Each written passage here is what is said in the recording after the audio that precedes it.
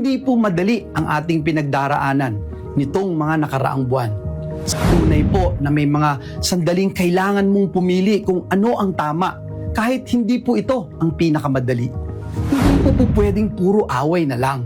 Sa pagkakataon po na magkaroon ng special session, tutuparin po natin ang ating sagradong tungkulin sa ilalim ng ating saligang batas. We will watch a very, very important video and a message. Sino pong namimiss nyo na si Tess Daman? Can you say amen? Amen? Ngayong umaga po, a very important message from the heart of our Tess Daman. Pakinggan po natin, Senator Joel Villanueva.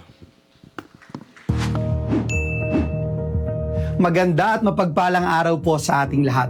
Ito po ang inyong empleyado sa Senado, kapatid at kamanggagawa sa ubasan ng ating Panginoong Diyos, Senator Joel Villanueva. Sabi po ng Kawikaan, Kabanata 3, talatang 4 hanggang 6, kay Yahweh ka magtiwala, buong puso at lubusan, at huwag kang mananangan sa sariling karunungan. Sa lahat ng iyong gawain, siya nga'y alalahanin, upang ika'y patnubayan sa iyong mga tatahakin. Nito pong mga nakaraang linggo, naging sentro ng mga balita at bangayan sa social media ang minamahal nating institusyon, ang Senado ng Republika ng Pilipinas.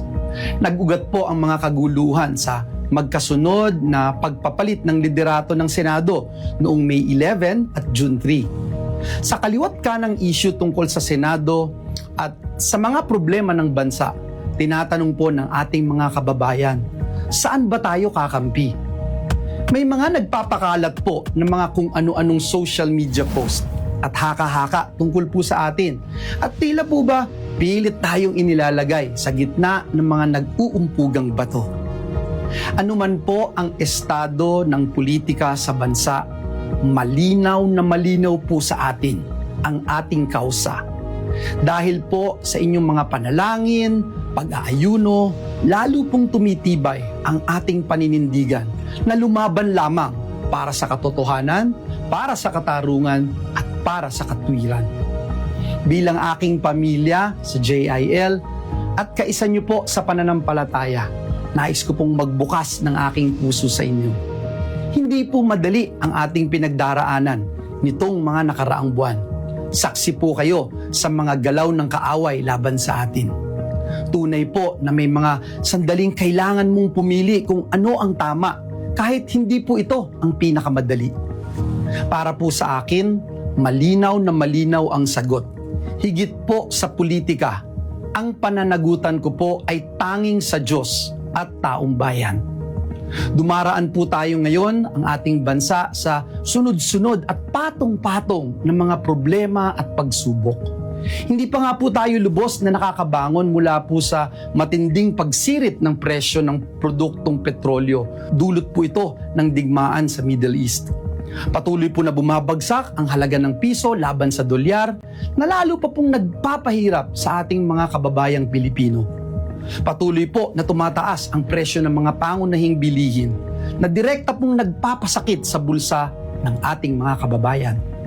Mataas pa rin ang antas ng kawalan ng trabaho at marami pa rin pong hirap na hirap makahanap ng matatag na kabuhayan.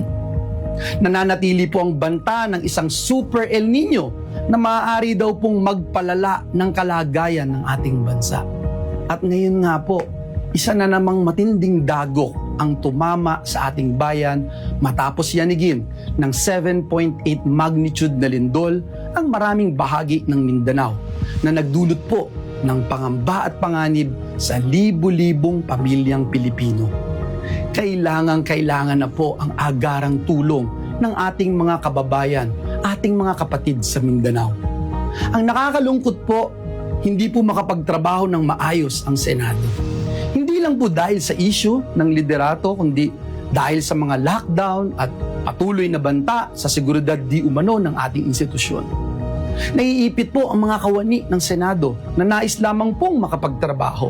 The Senate staff should not be caught in the middle of this political fight. Hindi po pwedeng puro away na lang.